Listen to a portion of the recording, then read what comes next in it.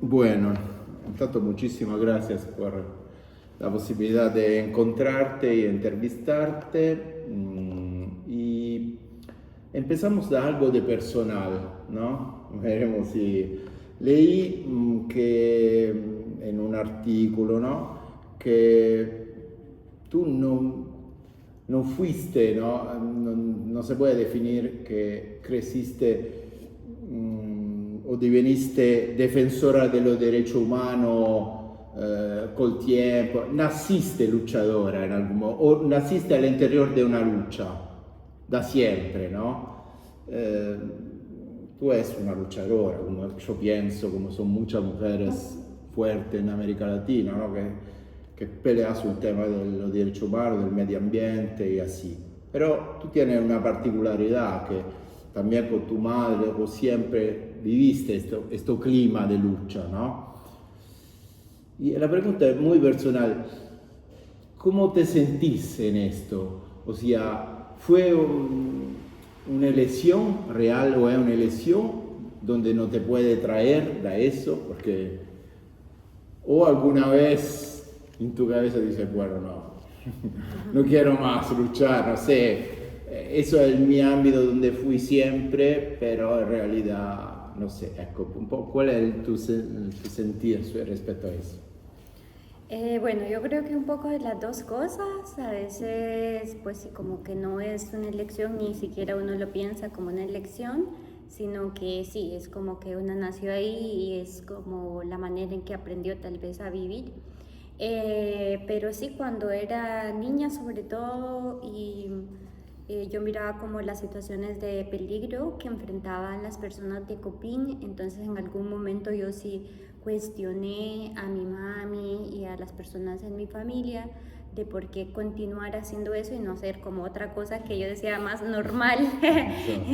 Entonces, bueno, yo recuerdo que mi mami me fue muy firme, digamos, y me dijo, mire, usted no entiende esto ahorita, me dijo, pero esta vez como eso, lo dijo como una obligación para nosotras y mis hijas, dijo, no van a ser indiferentes a mi lucha, porque ya, no sé, tenía como miedo de que a veces conocía personas que tenían un liderazgo social en otros lugares y sus hijos e hijas no querían saber nada de eso.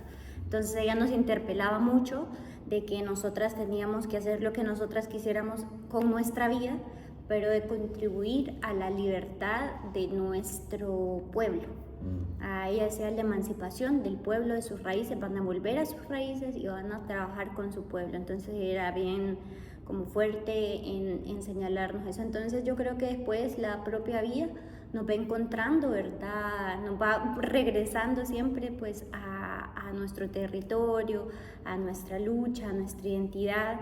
Entonces, pues para mí en un momento pues se vuelve también algo mío que forma parte también de mi historia, de mi pueblo, de la lucha que yo aprendí también de otras personas de mi familia y de otros compañeros y compañeras. Entonces, sí, la verdad en algún momento hay una responsabilidad tan grande que uno siente que no tiene como esa posibilidad tanto de elegir la verdad, sino que ya se vuelve una necesidad también personal y propia, pues de ser parte de una historia al final, porque es muchas generaciones antes y otras generaciones que seguirán pues este camino. Perfecto. Bueno, otra pregunta que tenía claramente todo, siempre en la entrevista te preguntan de tu madre, yo imagino, ¿no? Esa era, y es justo, es normal, al mismo tiempo también tú creciste, ahora tienes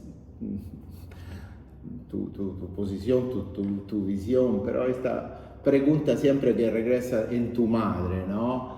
Tú la vivís siempre en manera... Esa es una pregunta también muy personal, ¿no? Si me entiendes. ¿La vivís como elemento de... Bueno, yo soy Berta, mi madre, bueno, hizo mi lucha importante, fundamental, pero ahora estoy yo, porque siempre retorna mi madre en eso, ¿no? En algún modo, es una cosa muy personal. O no, no es así. Mi madre es parte de mi lucha, si quieres, o sea, de mi construcción. Esto es una pregunta personal, si quiere contestar, si no, no.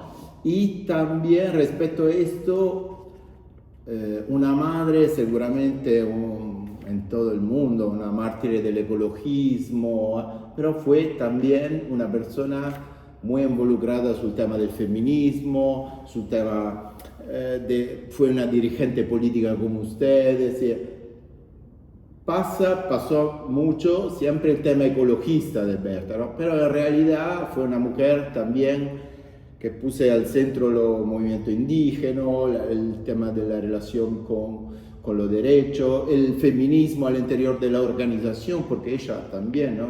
Decía que la mujer no tenía en América Latina, eso pasa muchas veces, espacio al interior también de los movimientos sociales, un espacio justo. Así, esta es una pregunta, da un lado, sulla relazione con tu madre respecto a lo que... y dall'altro el personaje de tu madre, que en todo el mundo se habla de una mujer ecologista, pero tenía otro elemento, y tú también, ¿cómo lo rescatás?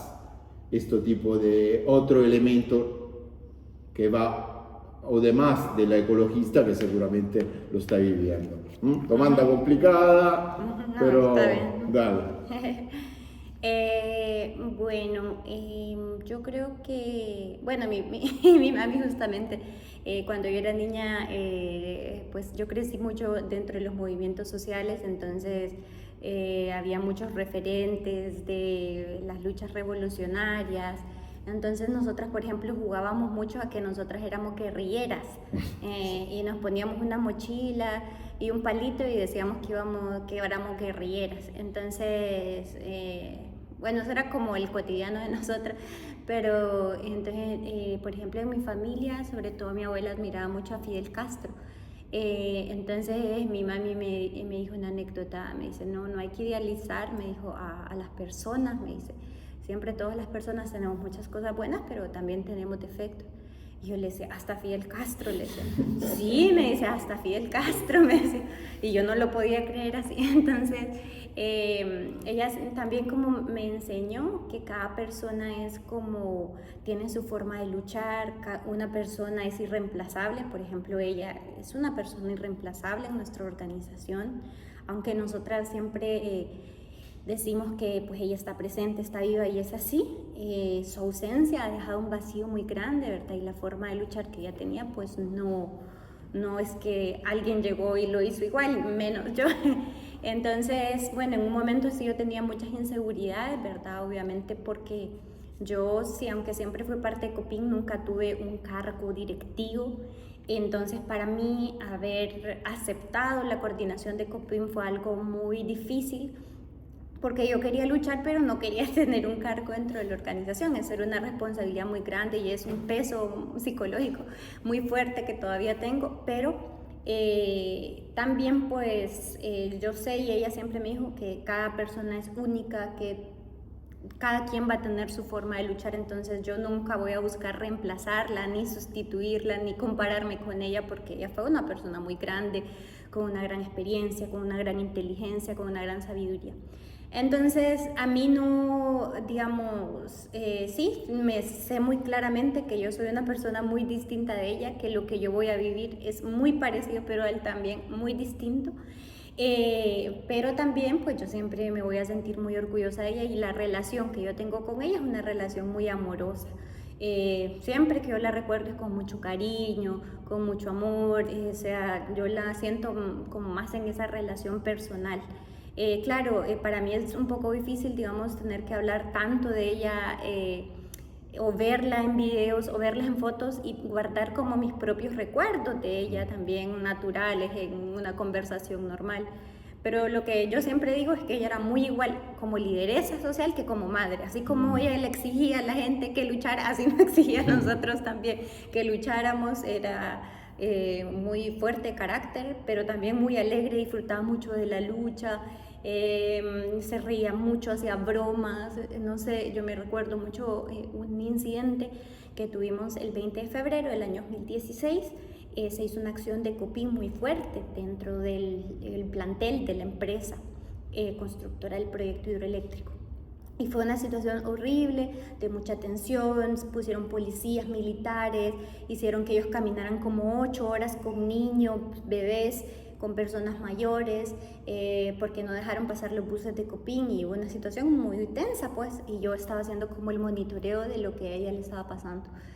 Ella perdió la señal del teléfono, entonces yo no supe qué había pasado. Cuando ella agarró señal me dijo, no, ya todo bien, nos estamos reportando aquí estoy, decía, con el comandante Rosquilla, que era un compañero, o sea, que le decía el comandante Rosquilla. Entonces ella estaba como bromeando todo el tiempo, y yo decía, como en esa situación tan tremenda, ella se puede estar riéndose, contando chistes. Entonces, bueno, eso es como mi relación así con ella, y como cosas también que como que aprendí. Bueno, sto grabando. Sì, allora, hablamos un po' de lo que está pasando. ¿Qué pasa en Honduras? ¿Qué está pasando? ¿Qué está haciendo Copín? Un po'. Y algo de particular me interesa porque lo que pasa en Europa, digamos, en la lucha más importante son las luchas muy concretas respecto al tema ecológico, respecto al tema de los derechos, o sea, lucha que se puede sentir, ¿no? Percibir, porque te oprime. Alguna vez el ecologismo a veces es abstracto, ¿no? Cuando hablamos de los bienes comunes, algo que puede sentirse lejos, digamos. Ustedes no, estás en los reales de la lucha ecologista y de los derechos. Y Copín y tú, en el mismo tiempo, ¿qué están haciendo respecto a eso? ¿Qué está pasando en Honduras? ¿Y qué están haciendo respecto a la lucha concreta, por ejemplo, que hoy está pasando? Sí, bueno, una lucha muy importante para nosotros dentro de Copín, que es una lucha que tiene pues más de 30 años, tiene que ver con que el Estado de Honduras reconozca la propiedad de la tierra del pueblo indígena lenca. El Estado de Honduras pues no ha hecho históricamente, desde que existe pues como Estado, nada para avanzar realmente en el reconocimiento de los territorios de los pueblos indígenas. O sea, que esa tierra pertenece no solo históricamente, aunque ha sido reducido todo el territorio, a decir que es del pueblo lenca. Entonces, una lucha que todavía tenemos es de varias comunidades en procesos para que el Estado emita títulos comunitarios donde se reconozca la posesión de la tierra, ya que ese es el origen de muchas otras violaciones de derechos humanos en nuestro territorio.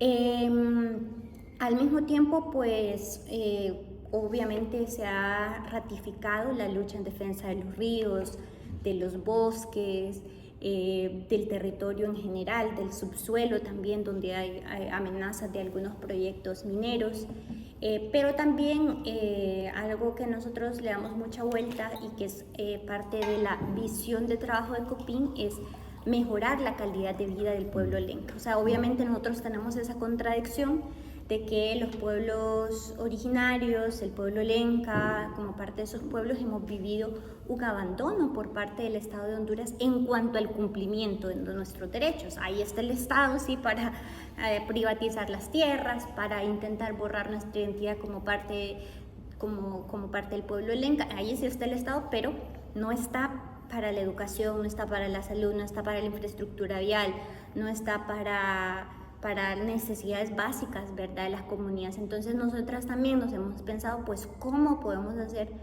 para, en la situación que tenemos, mejorar la calidad de vida? Entonces hemos tanto reivindicado con la construcción de un modelo de vida que permita mejorar y vivir en condiciones, pues, de mayor justicia y de menos desigualdad, pero también que no implique el ceder nuestros derechos fundamentales.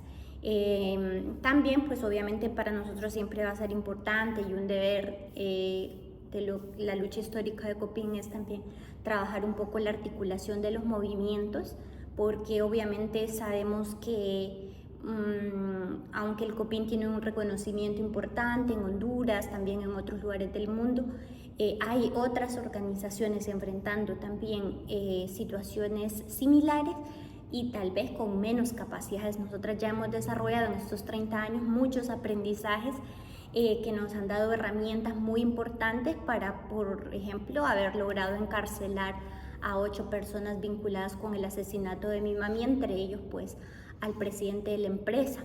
Pero otras comunidades están viviendo también muchas dificultades, sobre todo comunidades pequeñas, que tienen gran compromiso, que tienen muchas dificultades también organizativas. Entonces, pues para nosotros también cómo intercambiar esos aprendizajes es bien importante. Hoy estamos en un momento difícil en Honduras, ¿verdad? Ha asumido un nuevo gobierno desde enero, es un gobierno para nosotros continuador del gobierno de Juan Orlando Hernández, que es este narcopresidente que fue criminal, que implementó pues unas políticas de seguridad, de persecución. Bueno, bajo su gobierno fue asesinada mi mami y otras personas tantas en Honduras.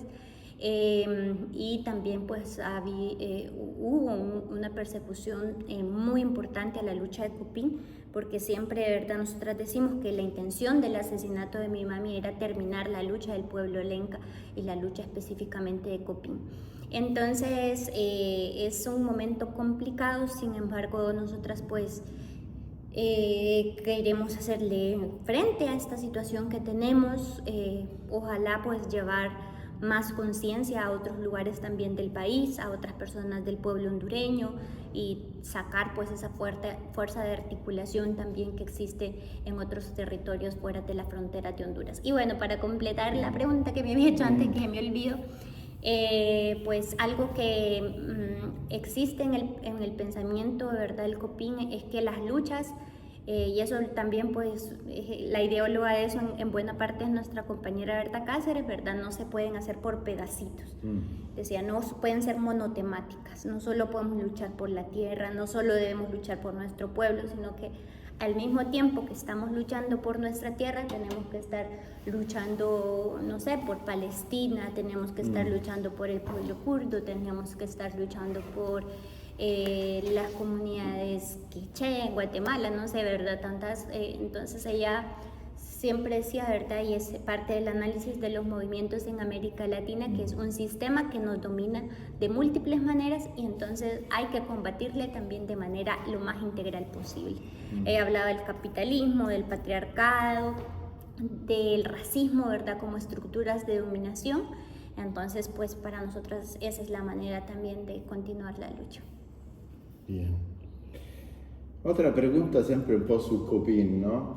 Porque sí, es verdad, es un movimiento que hace denuncia, lucha, pero al mismo tiempo, ¿no? Arma radio comunitaria, crea formación política, trabaja sobre agroecología, espacios de cura, trabaja con mujer, joven, un po' sul buen vivir también de la comunidad, ¿no? Eso, por decirte que sí, la resistencia es importante, es fundamental, la lucha, pero también, ¿no? Construir modelos alternativos es fundamental y de buen vivir por la comunidad. En eso, ¿cómo es la discusión al interior de Copín? Bueno, esa discusión yo creo que ha sido más ampliada. Nosotras participamos de un espacio que se llama el Reencuentro Mesoamericano de los Movimientos en Resistencia y esa es como una de nuestras, lo que nos hemos desafiado, ¿verdad? A no solamente resistir, porque hemos mostrado muchos pueblos nuestra capacidad de defender nuestros territorios, de cuando hay pues una situación de ataque de poder lograr algunas victorias en medio de tanto asedio. Pero también eso, nos hemos desafiado a construir, decimos. Pasamos de la resistencia también a la construcción, claro. Los gobiernos, las empresas no quieren que nosotras construyamos, por eso nos atacan tanto y no nos dan la posibilidad de tener el tiempo de pensar. Vivimos entre alarmas, entre emergencias, en alertas permanentes, entonces no nos da la posibilidad de construir.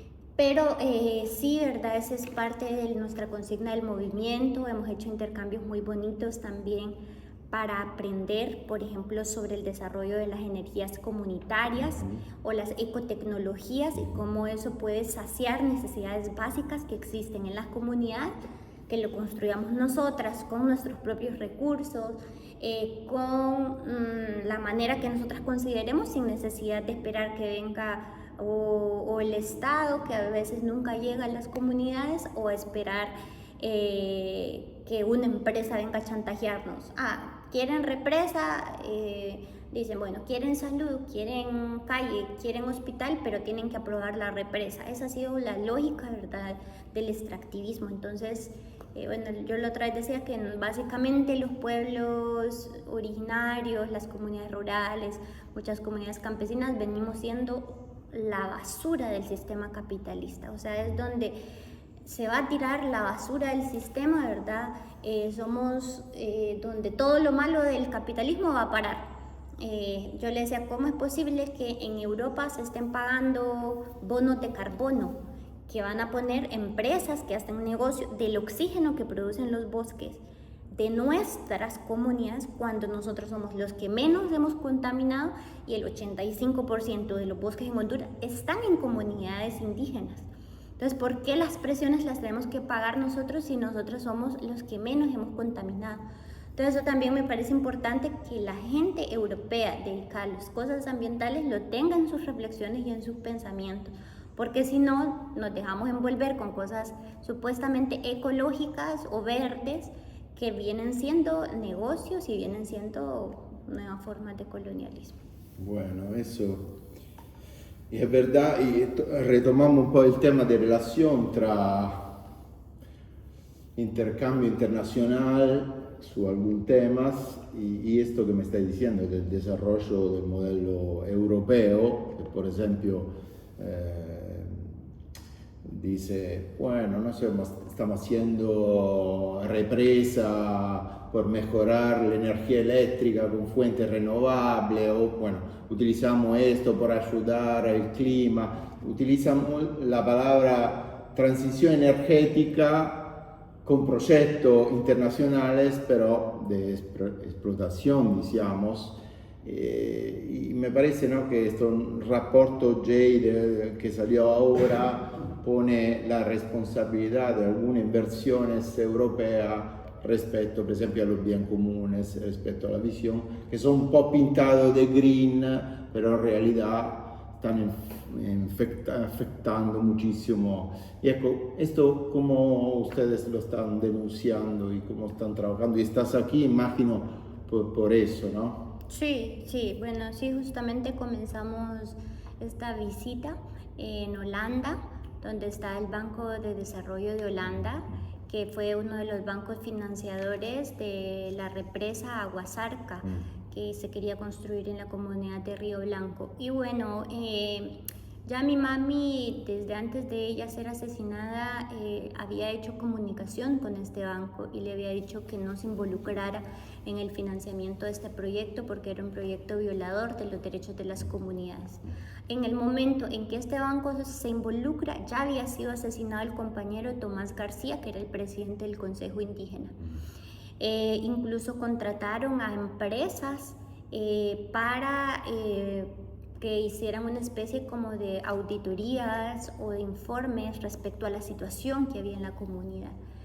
Y al final, pues, en este informe se concluyó que el 67% de los fondos que desembolsaron a la construcción de este proyecto fueron desviados para cometer actividades ilícitas, que básicamente se basaban en actividades para atacar y neutralizar la lucha de Copín, y entre ellas pues la lucha de mi mami en defensa del sagrado río Hualcarque. Entonces, para nosotros es claro, ¿verdad?, que hay una nueva ofensiva, eso que se le dice el colonialismo verde, cómo empresas están metiendo presión, porque nosotros recordamos de FMU no solo el dinero que dio para ese proyecto. Y mi mami nos dijo, ¿verdad?, antes de morir, mire, yo creo que va a ser difícil, me dijo, detener este proyecto. O me dijo, o se activa una lucha muy fuerte a nivel de las comunidades que se imposibilite la construcción, o me dice, la otra estrategia es que el dinero que viene de esos fondos pues no llega a la empresa. Entonces le dieron el dinero, pero también dieron el respaldo político. Ellos, por ejemplo, decían que el banco decía que ahí no habían comunidades indígenas, y nosotros decíamos, ¿quién es un banco holandés para decir si hay o quién es o quién no es de un pueblo originario? y siempre respaldó a la empresa. Incluso, ¿verdad? Nosotros la primera vez que vinimos aquí a Europa, a Holanda específicamente, fue hace 10 años justamente, y hablamos con el CEO de la empresa, del banco, y él dijo, qué triste todo lo que ustedes me han dicho, pero denme pruebas porque yo no les creo. Entonces, esa es una actitud, ¿verdad?, racista, de discriminación, que existe, ¿verdad?, y de prejuicio, de probado, ¿verdad?, que una empresa ejerció violencia sistemática, que asesinó personas. Sin embargo, el banco hasta hace poco seguía diciendo que Copin es una organización violenta y que básicamente eso justificaba como la violencia que se había vivido por parte del Estado, por parte de la empresa. Entonces, es una situación preocupante, ya que el 51% de las acciones de este banco pertenecen al Estado de Holanda. El 95% de las acciones del Finnfond, que es el banco finlandés, pertenecen al Estado de Finlandia. O sea, no hay solamente una responsabilidad de un banco, sino también de un Estado que da dinero del pueblo holandés, del pueblo finlandés, para pagar la violencia, para pagar. Entonces, eso nos parece muy preocupante de la situación europea o del financiamiento europeo. Bueno, ¿y qué alianza puede hacer con los movimientos europeos? Porque juntas se puede presionar este tipo de empresas, de bancos, de estados. Porque, bueno, tú venís, llegás, hablas con el CEO del banco, bueno, pero el CEO del banco recibe también una presión de los movimientos europeos, bueno, puede cambiar la cosa. ¿Cómo están trabajando su esta alianza con los movimientos sociales europeos? Si están trabajando sobre esto o también acá tenemos dificultad, porque otro elemento que te comento es que los movimientos europeos o internacionales reducción de mucho el ayuda, el intercambio con los movimientos internacionales, porque cortaron muchos fondos a los ONG europeos, y esto se está mirando, o sea, refleja un poco la falta de relación de mutuo ayuda con los movimientos internacionales que hay a nivel internacional, pero los movimientos europeos están un poco aislados en este momento, proprio porque está una visión, ¿no?, de tener lejos los movimientos que puede presionar la empresa, los bancos, el Estado, no es casualidad. Y respecto a esto, ¿qué estrategia ustedes están tomando y qué relación tiene? ¿Y cómo ve esta situación? Sí, bueno, nosotras creemos que en estos 10 años de búsqueda de justicia sí ha sido clave la solidaridad internacional en este caso, en todo momento, de muchas maneras. Pero bueno, una, por ejemplo, es las alianzas para hacer investigación, ya que pues a veces pues en Honduras o en América Latina el tema de la transparencia es un poco más compleja, sobre todo a medida que avanzan gobiernos más autoritarios, menos democráticos. Entonces, indagar o investigar sobre quiénes son las personas que están detrás del desarrollo de un proyecto que sea violador de derechos humanos es una parte pues bien importante. Porque pues nosotros así averiguamos que había un banco holandés involucrado en el proyecto, pues también con esas investigaciones que se realizaron desde aquí. Otra parte pues es el poder hacer acciones solidarias concretas. Nosotros tanto hemos creado brigadas para ir a Honduras, observatorios, intercambio de comunicación, apoyar en traducciones, compartir noticias, porque también pues vivimos muchos cercos mediáticos, ¿verdad? Y bueno, sí, tenemos una alianza todavía muy importante que nos ha permitido, por ejemplo, tener una representación legal en Holanda, con la que hemos demandado al banco FMO, por lo menos, que dentro de estos bancos que participan. Entonces, pues para nosotras, digamos que venimos de unas comunidades donde tener abogados ya en Honduras cuesta, no digamos tener un abogado, un equipo de abogados a nivel internacional. es casi imposible, sino es pues también gestos de solidaridad y de reacción a otras experiencias que han vivido en América Latina. Entonces eso también es como muy importante. Sí, yo creo que nosotras sentimos un poco que es un momento tal vez de no tanta fuerza en muchas organizaciones aquí en Europa. Y nosotras también, pues algo de lo que hablamos en Honduras y en América Latina es cómo ganar también autonomía económica. Por eso, bueno, antes no había mencionado que el COPEN, por ejemplo, está trabajando con otras comunidades de Guatemala en hacer un proyecto de venta de café para poder generar mayor autosostenibilidad y mejorar las condiciones de vida de las comunidades. Entonces nosotros pensamos que también esa parte de la autogestión aquí puede ser tal vez un elemento importante para vivir este momento que va a ser complejo, pues ya hemos visto esta tendencia a la derechización, también a gobiernos autoritarios que no tienen sensibilidad a los temas de derechos humanos, más bien eso va quedando de lado.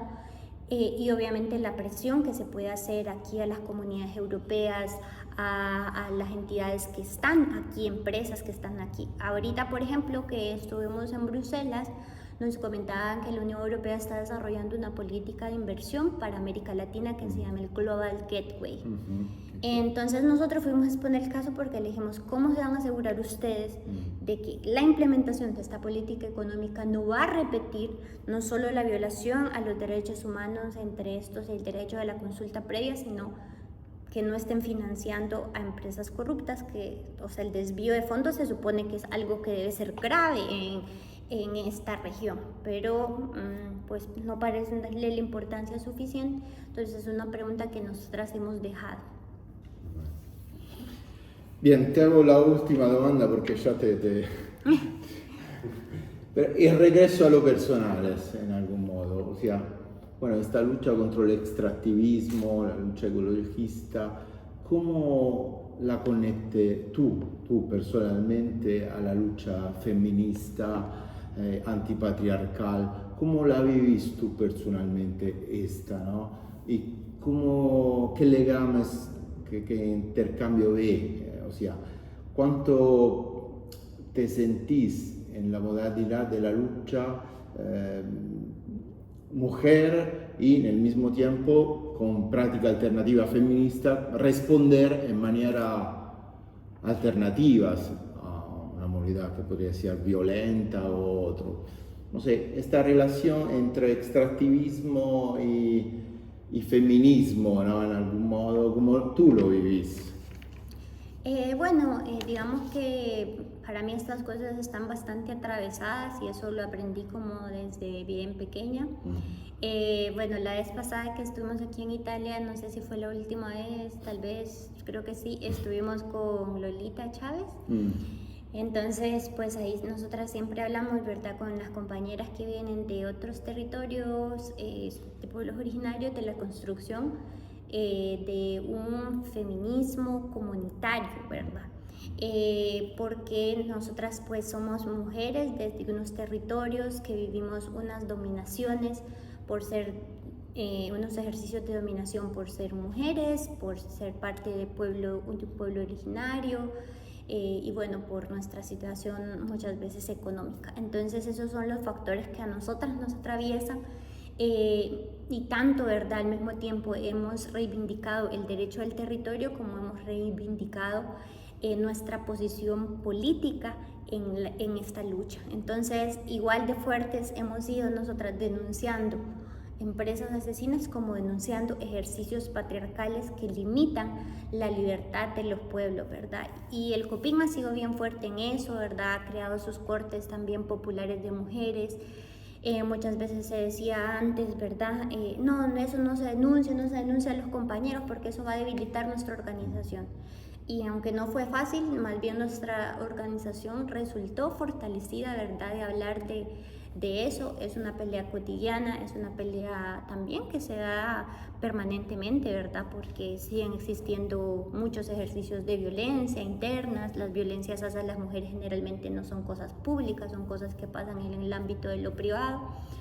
Entonces, las dos cosas, ¿verdad?, van como atravesadas y otras también. Entonces, para nosotras sí, que tejemos un camino de libertad, ese camino está atravesado por todas esas libertades y por también construir una justicia a nivel de nuestra vida personal, a nivel de nuestras comunidades y a nivel también pues pues más ampliamente de nuestras regiones o de nuestros países o esta lucha sin fronteras. Bueno, muchísimas gracias. No, de nada. Cerramos. Voilà.